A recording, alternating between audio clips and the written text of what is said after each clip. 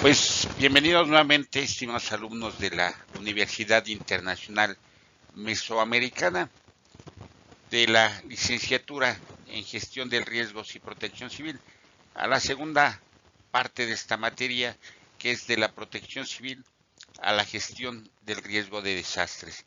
Ya vimos la clase pasada desde los inicios, como nos lo relata el maestro Mario Garza, desde los serenos hasta los planes que se hicieron, que ya se tenían en ellos algunos aspectos de prevención, sobre todo creación de atlas de riesgos, ordenamiento territorial, y como vemos lo que ahora se está practicando, pues ya lo que se llevaba desde hace mucho tiempo.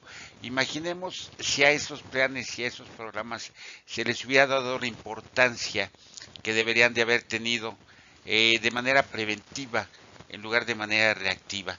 Como les vuelvo a repetir, el Sistema Nacional de Protección Civil, como fue concebido por los ideólogos de ese sistema, dista mucho de cómo se le ha manejado, de ser un programa reactivo. Realmente el Sistema Nacional de Protección Civil fue concebido como un sistema de gestión que, si ustedes leen el decreto que crea el Sistema Nacional de Protección Civil, van a comprender ustedes muchas cosas. El día de hoy seguimos en ese viaje espacio-temporal sobre la historia de esta apasionante materia que es la protección civil. Vamos a ver algunos aspectos, vamos a ver algunos elementos, algunas personas que formaron parte vital para que exista este sistema nacional. Vamos a ver algo acerca del CENAPRED, esta casa de estudios que muchos tenemos, y que ha formado parte de nosotros por muchos años, ya que recuerden que se lleva a cabo un curso cada mes para que se siga acrecentando el conocimiento de las personas que se dedican a la protección civil.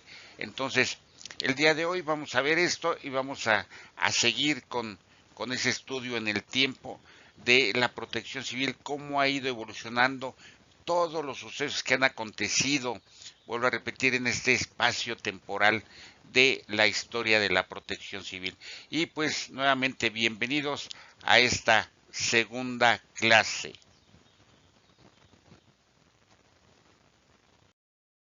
Esta materia, la segunda clase, y vamos a hablar ahora de la protección civil a partir de 1980. ¿Y por qué a partir de 1980? Porque a partir de este año comenzaron a suceder en la Ciudad de México particularmente cosas que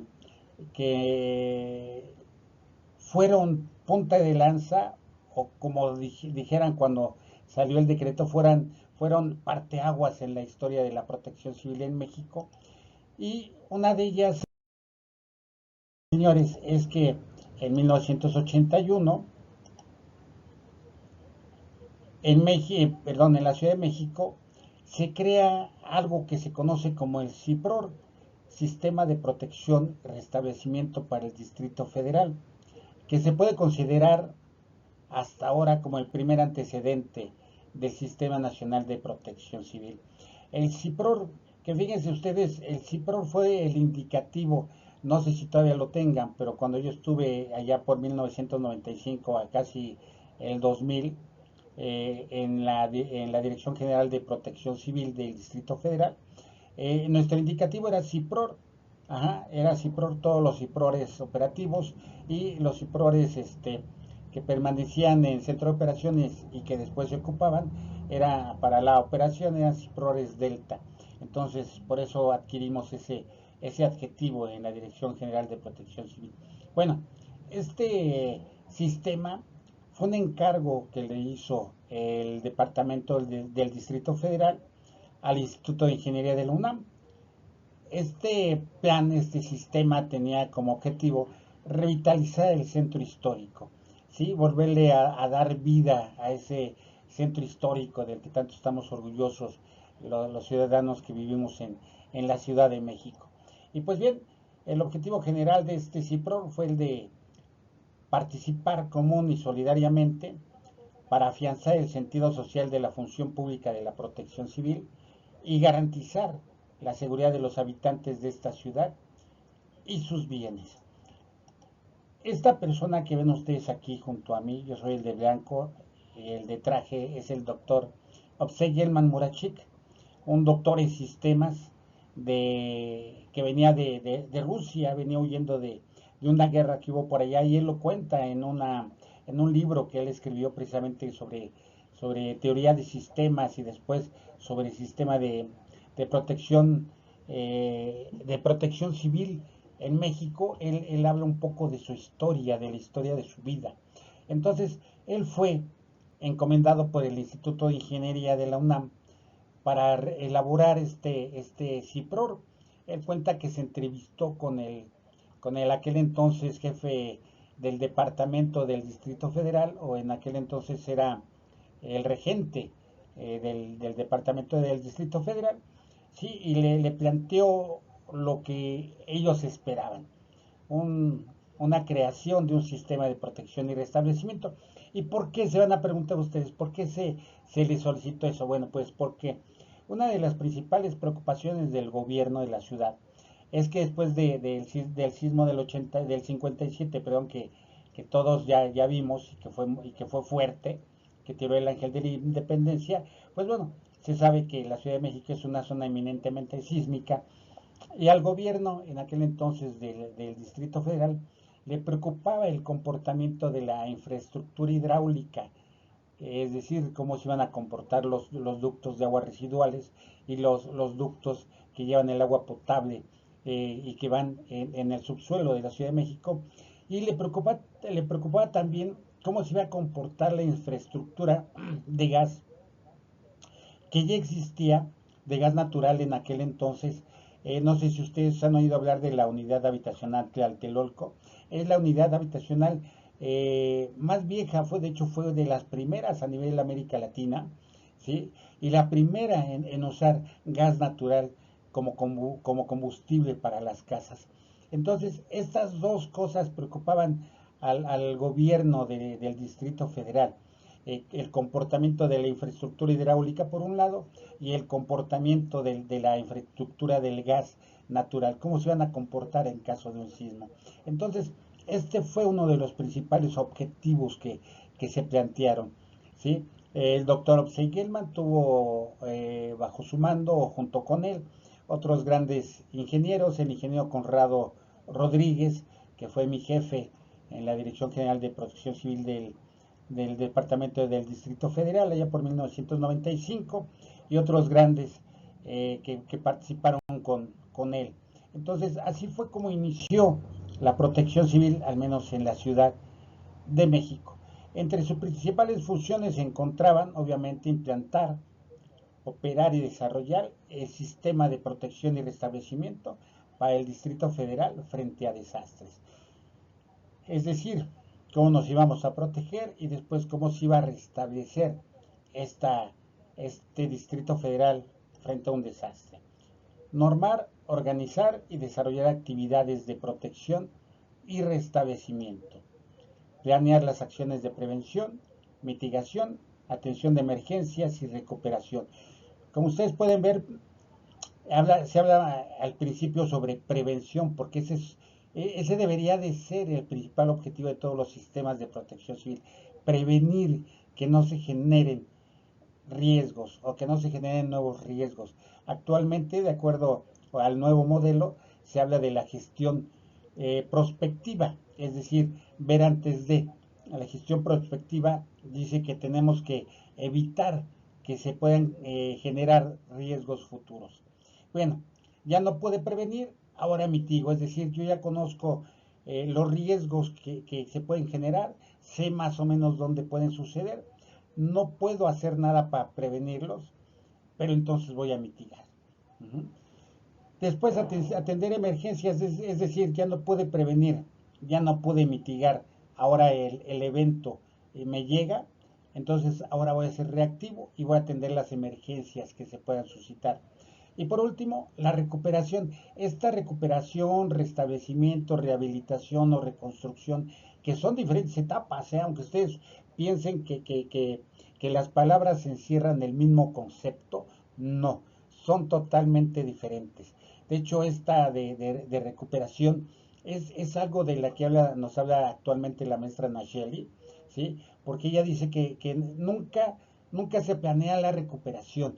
Y lo acabamos de ver durante el huracán Otis, ¿sí? Ahora se hace una planeación sobre las rodillas, ¿sí? ¿Por qué? Porque no se toma en cuenta la población, no se toma en cuenta a la gente que ahí vive.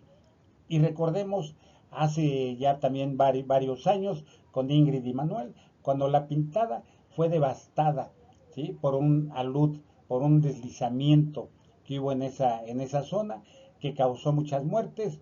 Viene la reconstrucción y lo vuelven a reconstruir ahí. Pero ¿qué creen? Que no son casas como las que se acostumbran en tierra caliente, que son altas para que el viento circule y una serie de cuestiones. No. ¿Por qué? Porque se contrató a una empresa que hace únicamente casas en zonas de tierras o de climas templados. Entonces allá no supieron qué hacer y les construyeron casas de clima templado, ¿sí? Siendo que son de tierra caliente. Eso pasa cuando en una recuperación, en una reconstrucción, no tomas en cuenta a la gente que ahí vive, a los ciudadanos. Por lo tanto, no hay lo que ahora lo van ustedes a ver, se llama gobernanza.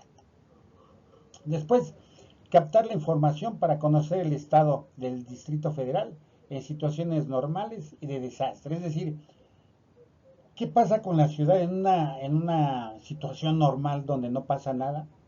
¿Y qué pasa cuando se presenta una emergencia que se puede convertir en desastre? Uh-huh. Después, realizar y difundir programas de orientación y capacitación a la población para enfrentar situaciones de emergencia. Y bien, pues sigue la historia y en 1981 el CIPROR pasa a ser adscrito a la Secretaría General de Protección y Vialidad. En aquel entonces, los que somos de la Ciudad de México y los que conocemos, esta Secretaría General de Protección y Vialidad tenía su sede en Tlaxcuaque, ¿sí? Ahí por Calzada de Tlalpan hacia adentro. Ahí tenían precisamente su base, la Secretaría General de Protección Civil y Vialidad, y el licenciado Gasca, José Hurtado, Oscar, no me acuerdo su apellido, que vivieron ese CIPROR. Ellos fueron de los iniciadores de la protección civil en la Ciudad de México y de ese CIPROR. En 1981 cuentan que en aquel entonces las oficinas que les dieron estaban a un lado de un lugar cualquiera allí en la Secretaría General de Protección y Vialidad, y les dieron un cuartito que tenía dos oficinas, y en una tenían únicamente teléfonos para que les reportaran las emergencias, y en la otra estaba pues para que estuviera el personal operativo, ¿no? Pero esos fueron los inicios, señores, de este CIPROR, primero perteneciente a la Secretaría General de Protección y Vialidad, y después en 1985 pasa a ser integrado a la Dirección General de Gobierno, donde recibe el rango de Dirección de Protección Civil del Distrito Federal, siendo su primer director el general Bravo y Magaña, quien permanece en el cargo hasta 1989. Es decir, sube de rango porque deja de pertenecer a una secretaría y ahora ya pasa a una dirección general de gobierno, es decir, sube de categoría porque ya depende casi directamente de en aquel entonces el regente del gobierno del Distrito Federal. Y bueno, pues después de esto, el 15 de septiembre de 1995, con la publicación del Reglamento Interior del Gobierno del Distrito Federal, pasa a ser pasa de ser Dirección de Protección Civil a ser Dirección General de Protección Civil, adscrita a la Secretaría General de Gobierno del Distrito Federal. En ese entonces yo llegué por ahí a esta Dirección General de Protección Civil cuando ya era Dirección General de Protección Civil, siendo el primer responsable el CTA Carlos Sáenz Luna. Y ustedes dirán, ¿qué significa CTA? Bueno, pues es controlador de tránsito aéreo, los que están avisando a los aviones. Él fue el primer director general de Protección Civil. Él durante mucho tiempo fue coordinador de operaciones de la Dirección de Protección Civil y él fue el responsable, válgame la redundancia, de responder cuando en aquel entonces, me parece que fue en 1994, hizo una erupción, o fue la primera erupción que tuvo el volcán Popocatépetl, y él fue el responsable por parte del Distrito Federal de tener los planes de emergencia activados para cualquier contingencia que se pudiera presentar en la Ciudad de México y además para prestar apoyo a los estados de México, de Puebla y de Cuernavaca para cualquier evento que se pudiera suscitar. Entonces, como pueden ustedes ver, señores, les estoy dando parte de esta historia que nadie conoce, nombres de gente que nadie conoce, pero que sin embargo tuvieron mucho que ver en esta evolución de la protección civil en la Ciudad de México, porque fueron los ideadores, fueron las gentes que de una o de otra manera contribuyeron a la historia con su participación dentro de estas instituciones.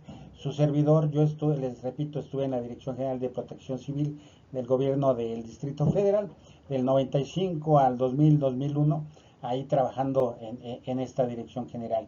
Y bueno, seguimos nuestro viaje. Y así es como el 9 de octubre de 1985, es decir, después del sismo. ¿Por qué no veo el sismo aquí? Porque ya lo vimos anteriormente.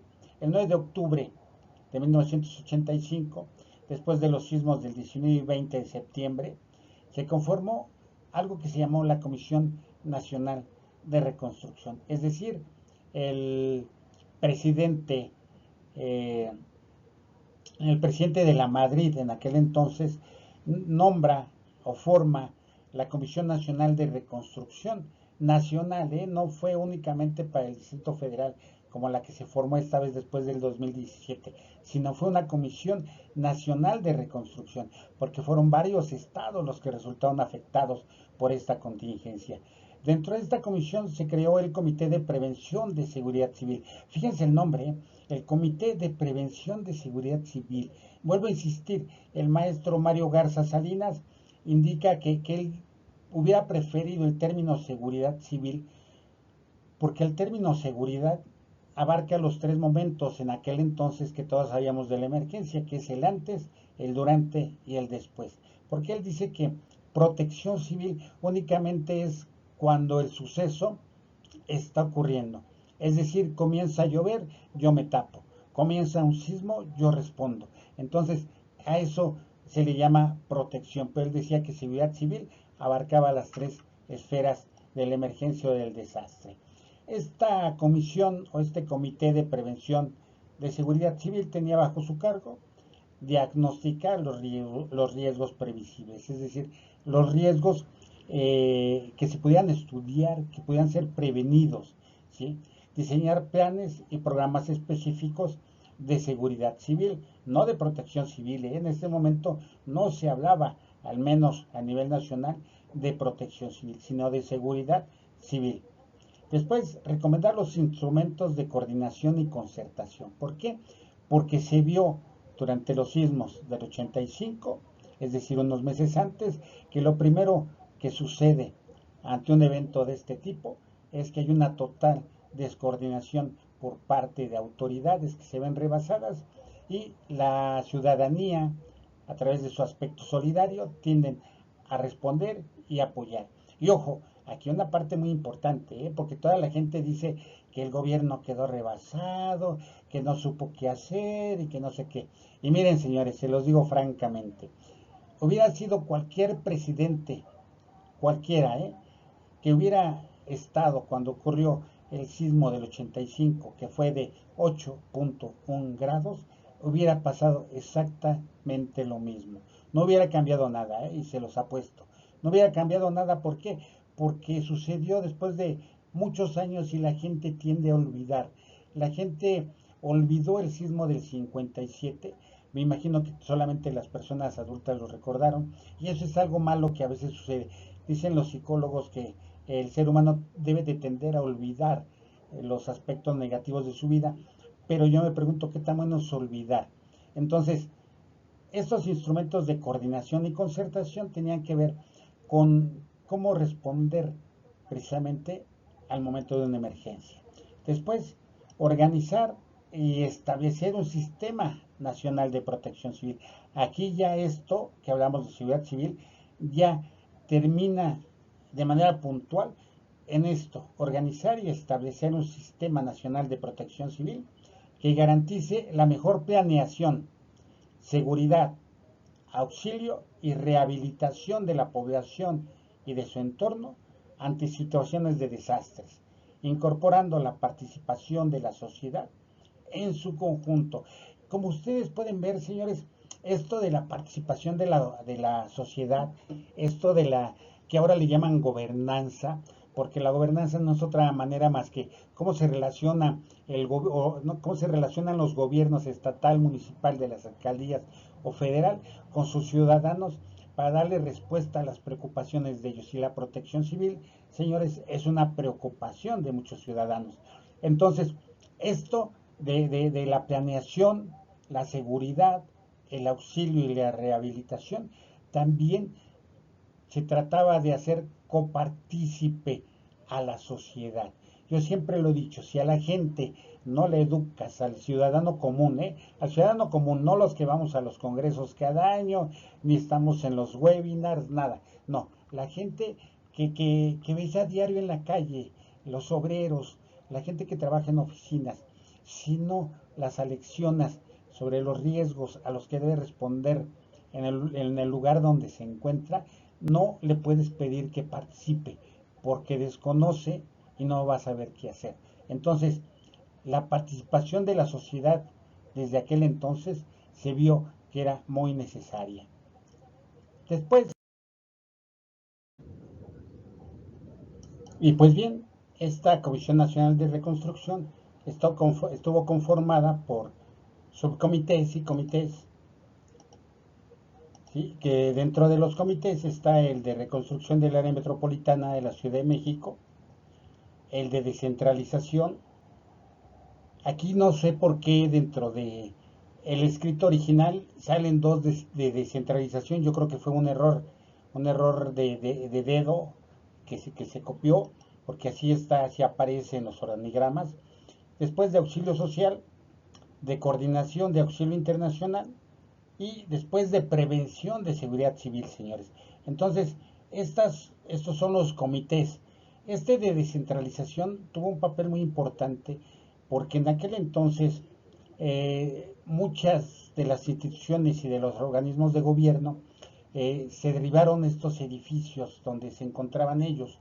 Entonces, se supone que algunas secretarías, algunas instituciones de gobierno se fueron a otros estados, ¿sí? Para seguir elaborando, sobre todo porque mucha gente en aquel entonces, después del sismo del 85, quedó traumada y no querían trabajar, no querían volver a sus oficinas. Entonces lo que se hizo el gobierno fue sacar de la Ciudad de México algunas secretarías de Estado, algunas instituciones de gobierno, y se le dijo al personal, ¿te quieres ir allá a trabajar? Adelante. Entonces por eso se llamó de descentralización. Y fíjense como un capítulo en la historia actual, yo les digo después de analizar esto, le digo a la gente cuando doy cursos de desplazados por desastres, que ellos tal vez fueron de los primeros desplazados por desastres, porque de vivir en la Ciudad de México se tuvieron que ir a otro estado, cambiar su estatus de vida, cambiar su estilo de vida por un desastre que había acontecido donde ellos se encontraban viviendo. Y bueno, después de estos comités, de este comité de prevención de la seguridad civil, se forman los subcomités. En los subcomités que conformaban este comité de prevención de seguridad civil se encuentra la Secretaría Técnica de Investigación en materia de protección civil, de detección y prevención de catástrofes, de desarrollo y aplicación tecnológica, de organización y participación social, de educación y capacitación, eh, una de marco jurídico para que tuviera validez, de planeación y ejecución de acciones inmediatas ante desastres, es decir, la respuesta que se va a dar, de integración de la Federación de Estados y Municipios en materia de protección civil y de comunicación social. Estos subcomités formaron parte de este Comité de Prevención de Seguridad Civil, que como pueden ustedes ver, abarca pues todo lo que conocemos hoy actualmente, ¿no? Educación y capacitación, el marco jurídico que debería de contener y que fue obviamente una parte muy importante en ese decreto que crea el Sistema Nacional de Protección Civil.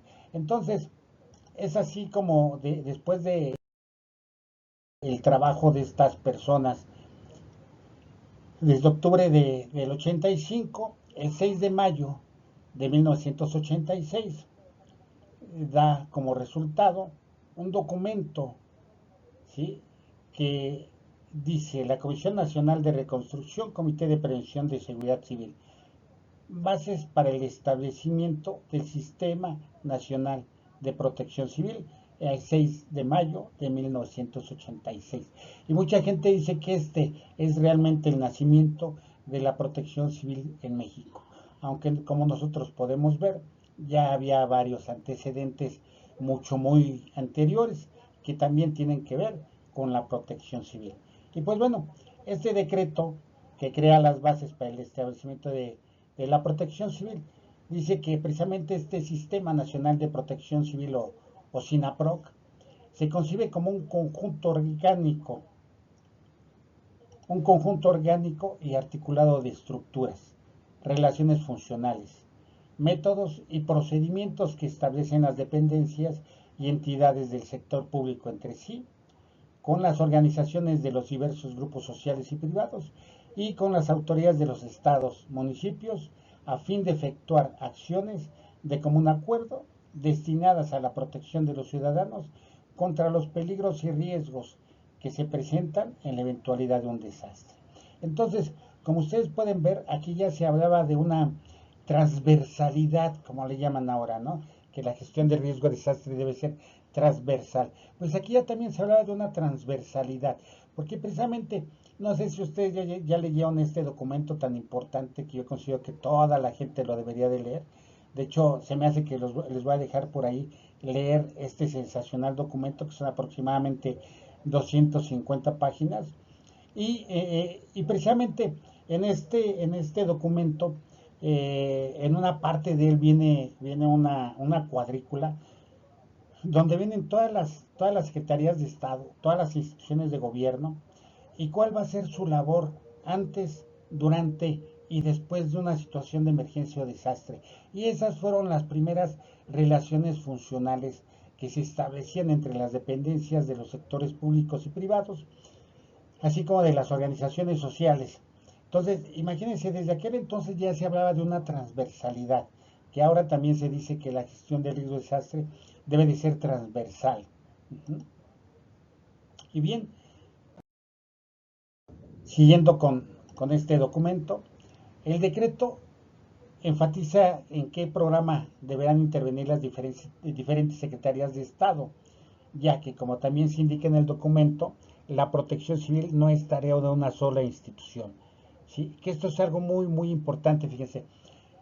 La protección civil como tal no le corresponde únicamente, o la gestión del riesgo de desastre como la conocemos ahora, no le corresponde únicamente al personal que se encuentra en las oficinas o al personal operativo, no, es una función transversal del Estado, ¿sí?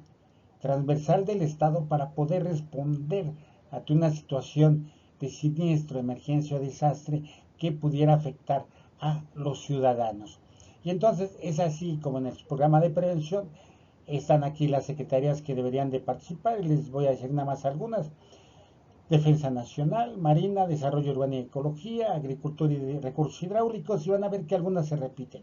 En su programa de auxilio intervendrán las secretarías de Gobernación, de la Defensa Nacional, Marina, Desarrollo Urbano y Ecología, Salud, Comunicaciones y Transportes, etc. En el programa de apoyo se contará con la asistencia de las Secretarías de Gobernación, Defensa Nacional, Marina, en aquel entonces la Secretaría de Programación y Presupuesto, Hacienda y Crédito Público, Educación Pública, Agricultura, Recursos Hidráulicos y algunas otras. Entonces, como pueden ustedes ver, aquí ya se hablaba de una transversalidad. Aquí ya se hablaba que no solamente corresponde a las autoridades de protección civil, sino corresponde a todas las instituciones del Estado responder antes, durante y después de un desastre. La Constitución Política de los Estados Unidos Mexicanos dicta que el gobierno debe de ser garante de la seguridad de sus ciudadanos en territorio nacional. Entonces, es por eso que todas las instituciones de gobierno, al pertenecer al Estado, tienen que trabajar para la seguridad y salvaguarda de los ciudadanos de este país. Entonces, aquí podemos ver precisamente esta transversalidad, estas funciones, este entramado que deben de tener las secretarías y las instituciones de gobierno con las privadas para poder dar atención, o más bien para poder hablar de prevención, atención y recuperación en caso de un desastre.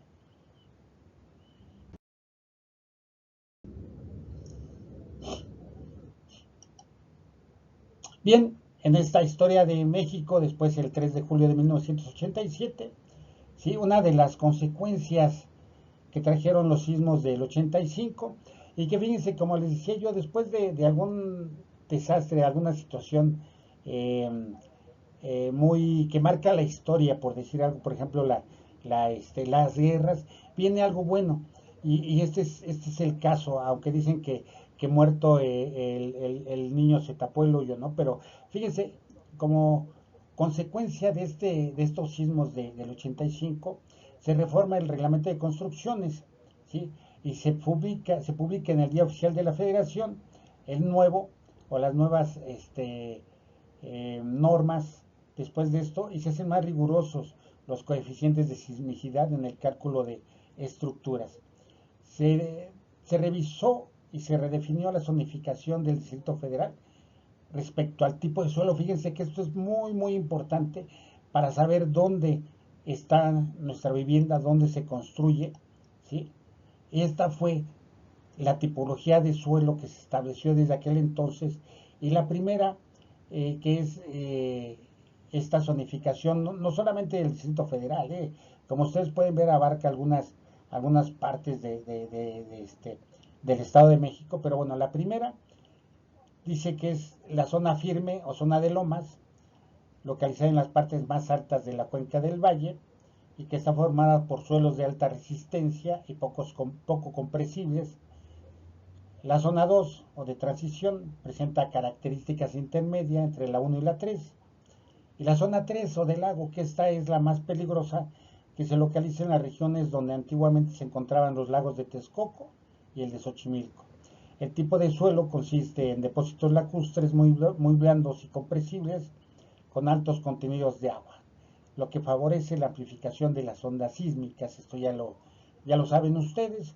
Los sismos, al llegar a un suelo arenoso, fangoso, funcionan como una gelatina, como si ustedes echan una piedra en una cubeta o en una tina redonda, le echan al centro y así se van extendiendo las ondas. Así sucede en la Ciudad de México. Entonces, a partir del 87 se estableció esta zonificación del Distrito Federal con respecto al tipo de suelo, y es la que sigue hasta hoy. Después, otras de las consecuencias que trajo o que trajeron estos sismos, dentro de las reformas al reglamento de construcción, se instituyó la figura del director responsable de obra, es decir, el DRO, con un responsable de la seguridad estructural que revisa que todo se realice conforme a los proyectos y que se cumpla con el nuevo reglamento. Y actualmente, de acuerdo con lo que se establecía, no sé si actualmente, porque ya se modificó, se decía que después de un sismo de ciertos grados, que parece que era 7.1, se tenían que revisar todos los inmuebles que podían haber sido afectados, ¿sí? Y deberían de tener un documento firmado por un director responsable de obra o un responsable de seguridad estructural. Entonces, estos fueron los cambios que trajeron consigo los sismos de 1985 a este reglamento de construcciones y que considero yo que fueron unos cambios muy, muy importantes.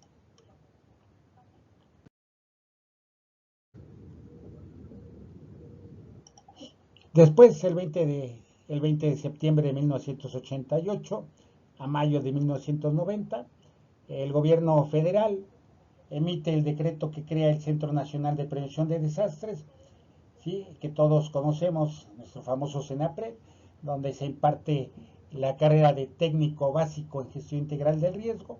Y bueno, este logro se hizo posible con el apoyo económico y técnico del gobierno de Japón a través de la Fundación JICA, yo le digo JICA, algunos le dicen JICA, yo le digo JICA, de la Universidad Nacional Autónoma de México, quien cedió los terrenos para su construcción, además de proporcionar personal académico y técnico especializado. ¿Sí? Entonces, como ustedes pueden ver, las veces que han acudido al Centro Nacional de Prevención de Desastres o CENAPRED, pues se encuentra precisamente dentro de Ciudad Universitaria o el espacio que ocupa Ciudad Universitaria, porque esos terrenos fueron cedidos para la construcción del CENAPRED y actualmente, señores, ahí mismo también se encuentra construyendo la Escuela Nacional de Protección Civil, plantel Ciudad de México o plantel central, también con un apoyo aquí me parece ser que es de Estados Unidos, ¿sí? A través de ciertos programas y bueno, aquí está nuestra casa de estudios de muchos de nosotros, el Centro Nacional de Prevención de Desastres. Estas son las instituciones, en aquel entonces el SINAPROC, ¿se acuerdan el símbolo? Aquí está JICA y aquí está la UNAM, y JICA aún tiene programas de apoyo, de hecho la Secretaría de Gestión Integral de Riesgos y Protección Civil de la Ciudad de México ha mandado personal a Japón con el apoyo de JICA para estudiar algunas cuestiones sobre emergencias, sobre desastres, para que ellos puedan responder.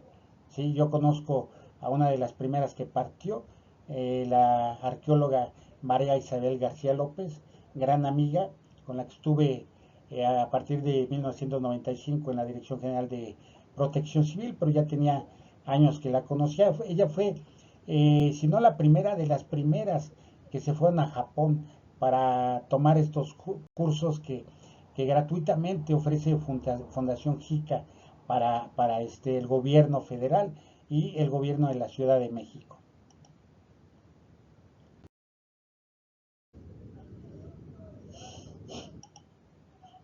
Bien, dentro de los objetivos del CENAPRED, el más importante es el de promover la aplicación de tecnologías para la prevención y mitigación de desastres, promover la capacitación profesional y técnica en la materia y difundir medidas de preparación y autoprotección entre la sociedad mexicana expuesta a la contingencia de un desastre. Sus funciones sustantivas son la investigación, la capacitación y la difusión. Aquí es muy importante indicar que en lo que es investigación, ellos se dedican a investigar, a desarrollar estudios sobre resistencia de materiales, antisismos. Este es un simulador sísmico donde se construyen paredes de diversos materiales, se someten a un esfuerzo de cierta aceleración y ven qué daños se pueden generar en las paredes, en los muros, y de esa manera realizan estudios. Capacitación, bueno, pues todos sabemos y hemos tomado los cursos que cada año nos ofrece el Centro Nacional de Prevención de Desastres en su programa anual, pero también existe el técnico básico en gestión integral del riesgo. Ahora están también formando en CER, que es un programa traído de Estados Unidos, que es el equipo comunitario de respuesta a emergencias, donde precisamente se trata de formar comités vecinales, comunales, en los estados y municipios para que puedan trabajar al momento de una emergencia. Y la difusión, bueno, a través de sus cuadernillos, que infortunadamente al tener poco presupuesto ya no los emiten, pero acuérdense de los fascículos, acaban también otras revistas, sobre todo las que tenían que ver con simulacros, con alguna serie de cuestiones que son muy, muy importantes para las cuestiones de capacitación de todos nosotros, ¿no? Entonces, pues esto era o es el SENAPRED como funciona y como funciona actualmente, ¿sí? Y pues bueno, seguimos avanzando en esta historia y el 20 de marzo de 1990 se publica en México la primera ley estatal de protección civil que pertenece al estado de Durango, ¿sí? El 20 de agosto de ese mismo año, de 1990, aparece el primer reglamento de protección civil y pertenece al gobierno del Distrito Federal. Y el 1 de julio de 1991, la primera en contar con un programa en la materia denominado Programa de Protección Civil para el Distrito Federal, publicado en la Gaceta Oficial de la Federación del Departamento del Distrito Federal, pues obviamente es en aquel entonces el Distrito Federal. Y fíjense que esto es algo que actualmente ya no se sigue. En aquel entonces, cuando se publicó este primer programa de protección civil, se diagnosticaban los riesgos a nivel Ciudad de México ahora y a nivel Distrito Federal y se decía cuál iba a ser el plan de acción para mitigarlos si ocurría un desastre, ya que si fuera una situación de emergencia tendrían que ser en aquel entonces las delegaciones los que deberían de responder. Y pues bueno, además después se hizo en el reglamento que las delegaciones tenían que contar con su programa de protección civil delegacional, ¿sí? Donde se hacía un diagnóstico de los riesgos a los que se encontraban expuestos y se elaboraba un plan de emergencia y un plan de contingencia para responder en caso de desastre, pero también para mitigar los riesgos a los que se encontraba expuesta. Y es así como nacen grandes programas en la Ciudad de México. Uno de ellos es el Comité de Usuarios del Subsuelo. El subsuelo de la Ciudad de México está siendo ocupado por múltiples actores, desde el gas natural, las obras hidráulicas para traer agua y para sacar las aguas residuales, para conducir los cables de fibra óptica con los que obtenemos el internet, los cables telefónicos, algunas de televisión. Sí, se trata de que todo va a ir por el suelo ya. Pero bueno, este comité se hizo precisamente para prevenir que no ocurriera nada que tuviera que ver con el subsuelo. ¿Por qué? Porque si se iba a realizar una obra que tuviera que ver con perforar el subsuelo, tendrían que estudiarse si por ahí no pasaban cables de electricidad, ductos de Pemex, ductos de gas natural, y una vez que se realizaba todo este estudio, se les decía a qué profundidad y en qué medidas debería de hacerse esa perforación con mucho cuidado para evitar dañar infraestructura de otras dependencias y de otras instituciones. Imagínense, ¿eh? Así también se hacía un programa de prevención de riesgos hidrometeorológicos, donde las delegaciones y la Dirección General de Protección Civil ya tenían un diagnóstico de los lugares que más se inundaban o que se inundaban frecuentemente durante la temporada de lluvias. Entonces, ¿qué se hacía?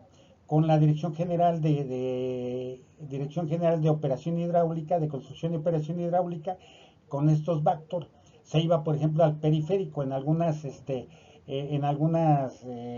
avenidas para limpiar las bocas de tormenta, para limpiar las alcantarillas, sacar toda la basura y prevenir que se pudieran generar inundaciones. Imagínense, en otras partes, por ejemplo, Tláhuac, Milpalta, Coajimalpa, sobre todo por parte del desierto de los Leones que comparte junto con Álvaro Obregón, se realizaban quemas controladas por parte del personal para prevenir los incendios forestales. Imagínense qué interesantes son todas estas cosas y es algo que no aparece en los libros de historia, señores, que no aparece en los manuales que dé el gobierno. ¿Sí? No sé si lo desconozcan, pero creo que cuando estás en una institución tan importante como Protección Civil, debes de empaparte de todo lo que hay a tu alrededor, ¿no? Entonces, todos estos programas, señores, se elaboraban para prevenir mitigar y en un momento dado responder ante una situación de siniestro, emergencia o desastre, al menos en la Ciudad de México.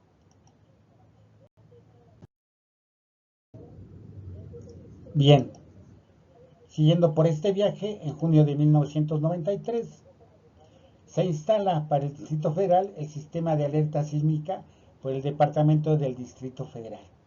Desde 1993, el aviso de alerta sísmica se difunde a la población en la mayoría de las estaciones de radio y televisión abierta de la Ciudad de México y en algunas ciudades con cobertura de SACMEX. La alerta sísmica se recibe en el sistema de transporte colectivo Metro, primer usuario de ese desarrollo tecnológico, y es difundida a través del receptor de múltiple alerta, EAS-SAME, principalmente en las escuelas de educación básica. Y fíjense que algo muy interesante en aquel entonces, en el 95, me tocó participar capacitando a las empresas de radio y algunas de televisión para decirles cómo funcionaba el sistema de alerta sísmica y cómo lo tenían que poner ellos, porque el sistema de alerta sísmica cuando se diseñó como podríamos decir, en dos ámbitos, en dos umbrales, perdón. El primero, que era hasta 5.9 grados y que únicamente se escuchaba en protección civil, eh, en las dependencias de protección civil delegacionales únicamente, y se ponía al personal de operativo a hacer una visita o una evaluación visual de cómo estaba la Ciudad de México. Y posteriormente el otro umbral era de 6 grados hacia adelante, que ese funcionaba para los sistemas de radio y televisión, y ahí sí se tenía que difundir a la población. Es decir, al momento en que el sistema de alerta que tenían o que tienen las instituciones de radio y televisión tenía que suspender su programación y comenzar a escucharse el sistema de alerta sísmica, ¿sí? Y aquí podemos ver, dentro de sus inicios, que empezó en esta parte, la brecha de Guerrero. ¿Sí? Y van a decir ustedes, ¿por qué la brecha de Guerrero? Las brechas son lugares donde se suscitan de manera más usual los sismos, ¿sí? La brecha de Guerrero actualmente me parece que lleva más de 111 años sin tener actividad sísmica, por lo que en esta parte, precisamente del estado de Guerrero, se supone que está un acumulamiento muy grande de fuerza, ¿sí? Todos recordemos que aquí se produce un efecto de subducción, donde la placa de Cocos, que se encuentra en el océano, esta placa de Cocos, subduce a esta parte de la placa de Norteamérica, donde se encuentra sentada la República Mexicana, la subduce, es decir, corre por debajo. Llega un momento en el cual la placa de Norteamérica le dice, no, no te dejo pasar, y ahí están los dos, uno hacia adelante, otro hacia atrás, y cuando se produce precisamente ese vencimiento de la placa de Cocos sobre la placa de Norteamérica, es cuando se generan los sismos, hay un rompimiento. Entonces, después del sismo del 85 se determinó que el próximo gran sismo iba a venir de la brecha de Guerrero. Y no es asustarlos, no es que yo sea pitonizo, que yo sea brujo, no. No, esto lo determinaron científicos y se ha venido y se ha seguido estudiando, ¿vale? Entonces, no sabemos si va a ser igual o va a ser superior al de 1985. Lo que sí sabemos es que va a suceder. ¿Cuándo? Infortunadamente, eso sí, no lo sabemos. Entonces, desde junio del 93 ya comenzaba a funcionar en el departamento o en el gobierno del Distrito Federal el sistema de alerta sísmica, y lo teníamos nosotros en la Dirección General de Protección Civil. Imagínense, y en aquel entonces se destinaba el personal operativo a estar pendiente, se hacía una cuadrícula de la Ciudad de México y había CIPRORES en cada delegación, y al momento de que se suscitaba la alerta sísmica, se hacía una llamada general para que ellos empezaran a hacer una evaluación de la Ciudad de México ¿Por qué? Porque en aquel entonces, imagínense, le avisábamos por Viper, no sé si se acuerdan ustedes, le avisábamos por Viper al CTA Carlos Sáenz Luna, quien mantenía informado en aquel entonces al regente de la ciudad, también a través de Viper, para que el regente de la ciudad pudiera dar a comunicación social y a y a los reporteros el estado que guardaba la Ciudad de México en materia de protección civil después de un sismo. Y esto lo hacíamos, aunque ustedes no lo crean, en un periodo no mayor de 3 minutos a partir de que se recibía la alerta sísmica. Entonces, así seguimos en nuestro viaje a través del tiempo. Y bueno, siguieron algunos otros eventos. El 11 de octubre, perdón, no es 85, es 95, la constitución del primer Comité Estatal de Protección Civil, que fue en Tabasco. Después, en el 86, el primer simposio internacional Los sismos y sus efectos en las ciudades. Después, en el 88, instalación del primer Comité Vecinal de Protección Civil en la delegación Magdalena Contreras.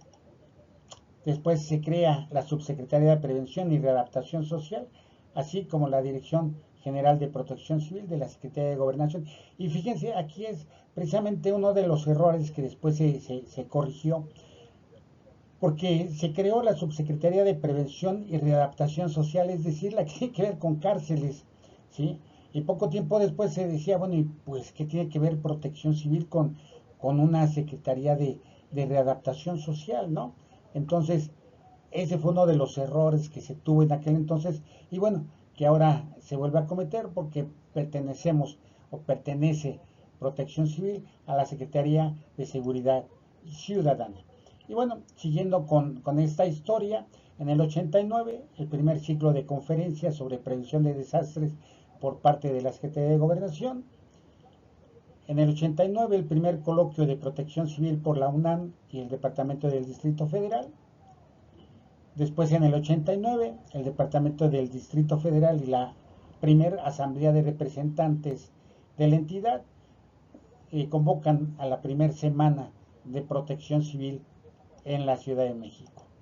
Después, en el 90, la Organización de las Naciones Unidas declara el Decenio Internacional para la Reducción de los Desastres Naturales a través de la resolución 4269. Y aquí también es un error que comete la Organización de las Naciones Unidas al decretar el Decenio Internacional para la Reducción de los Desastres Naturales. Todos sabemos que los desastres naturales no existen, pero así es como surgió.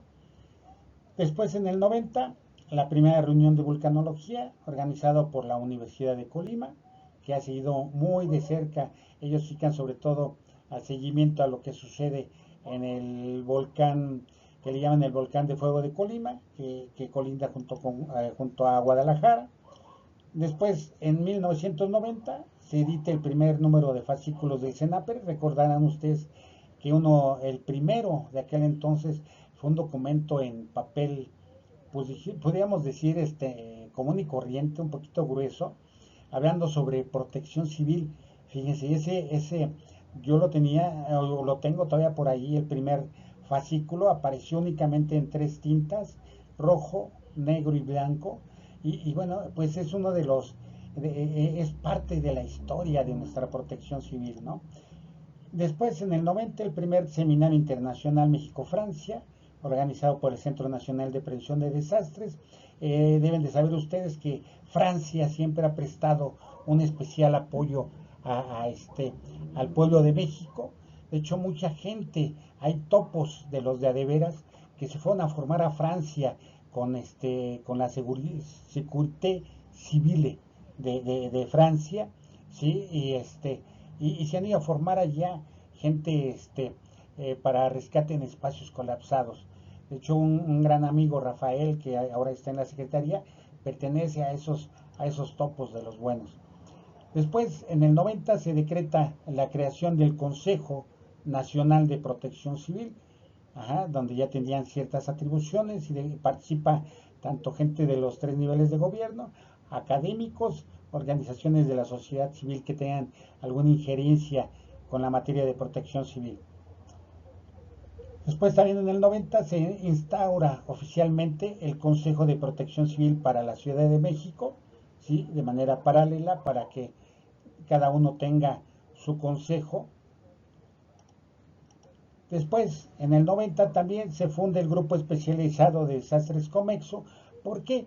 Porque aquí les decía yo que desde años anteriores se sabía que las ciencias sociales tenían mucho que ver con la ocurrencia de los desastres.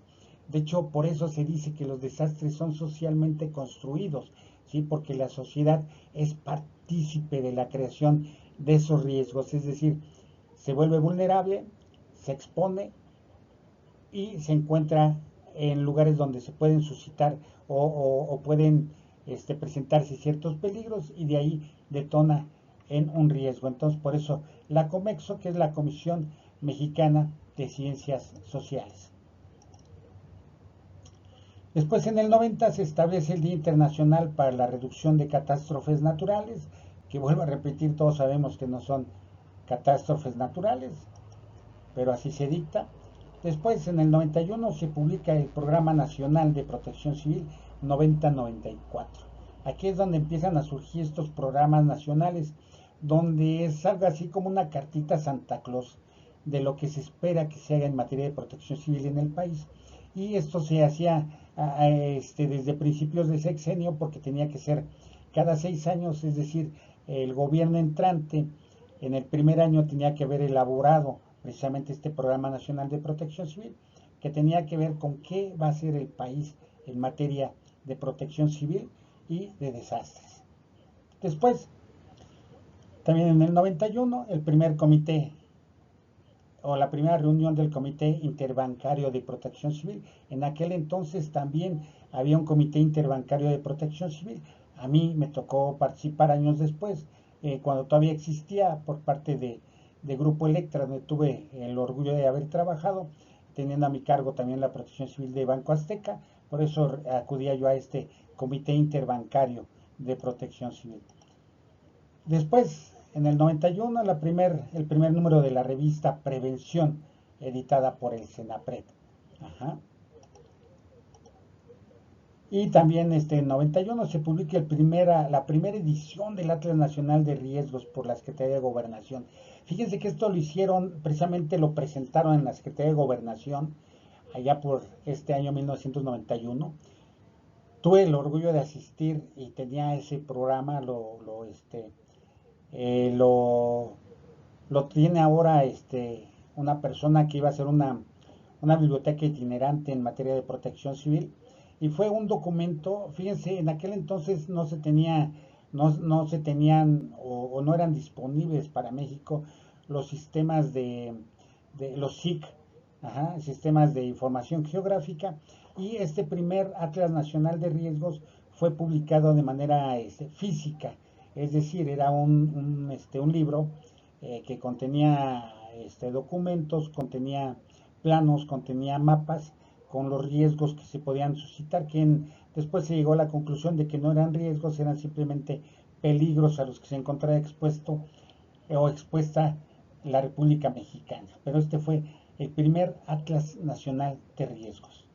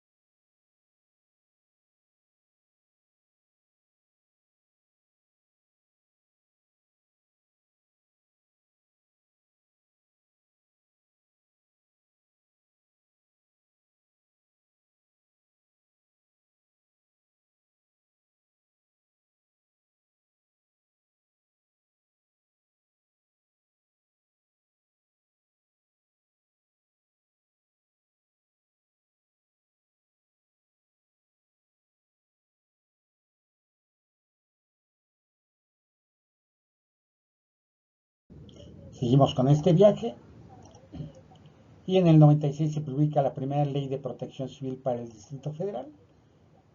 En el 96 se publica en el Diario Oficial el decreto que aprueba el programa de protección civil 95-2000, que ya no le llaman programa nacional, sino nada más programa de protección civil 95-2000. En el 96 se publica en la Gaceta de Gobierno el reglamento de la Ley de Protección Civil para el Distrito Federal.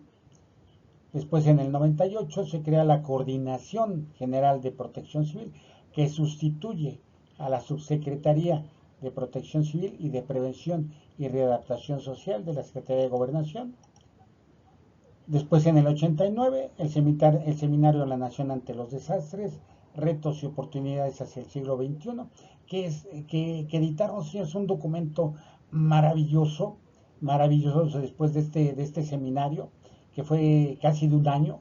¿Sí? Se sacó un documento como de 350, 400 páginas, que no todos tienen. También esta persona que les digo que está formando una biblioteca itinerante, tiene este libro, que es muy interesante. De hecho, allí se comienza a hablar del fenómeno del niño y de cuáles serían las repercusiones para México en materia de riesgos hidrometeorológicos. Después, en el 99, se crea y publica en el Diario Oficial las reglas del FONDEN, el Fondo de Desastres Naturales, que ya tristemente desapareció. En el 2000 se publica en el Diario Oficial de la Federación la Ley General de Protección Civil, y en el 2012, ¿sí?, se reforma esta ley, y en el 2012 es cuando México da el salto hacia el nuevo modelo, que es la gestión del riesgo de desastre, que aquí, infortunadamente, en la ley del 2012 se llama gestión integral del riesgo. Entonces, es así, señores, como llegamos al final de esta segunda clase. Y fíjense, apenas estamos viendo la historia de la protección civil en México, cómo llegamos al nuevo modelo que ahora se llama o se denomina gestión del riesgo de desastres, y que es algo por demás interesante. Esto lo vamos a ver en otra clase, porque realmente es mucho lo que tenemos que ver, porque lo que dicen los documentos oficiales no es toda la verdad. Hay mucho más historia de la que ustedes creen, y aquí lo van a saber, lo van a conocer. Por eso les digo que esta materia o esta carrera trata de construir la protección civil en sus mentes. Va de construir la gestión del riesgo de desastre en sus mentes, pero a través de documentos que ustedes pueden ver, que ustedes pueden analizar y decir, sí, lo que nos estaban diciendo, sí es cierto. ¿Sí? Aquí van a haber documentos. De hecho, en estas clases, después de estas clases, les voy a dejar unos manualitos, unos artículos que lean, ¿sí? Porque es muy importante que ustedes lo sepan, que ustedes conozcan, porque como buenos líderes de lo que actualmente se conoce como gestión del riesgo de desastre, ustedes tienen que conocer toda la historia, tanto de la protección civil como de la gestión del riesgo de desastre, cómo llegamos a ella, ¿sí? Y por qué los términos que utilizamos ahora se dan y por qué no se utilizaban antes. Entonces, señores, con esto doy por terminada mi segunda clase. Muchísimas gracias. Espero que realmente sea de provecho para ustedes. Aprendan mucho como yo lo aprendí la primera vez, y no me despido sin decirles muchas gracias por su atención, y nos vemos en la próxima clase.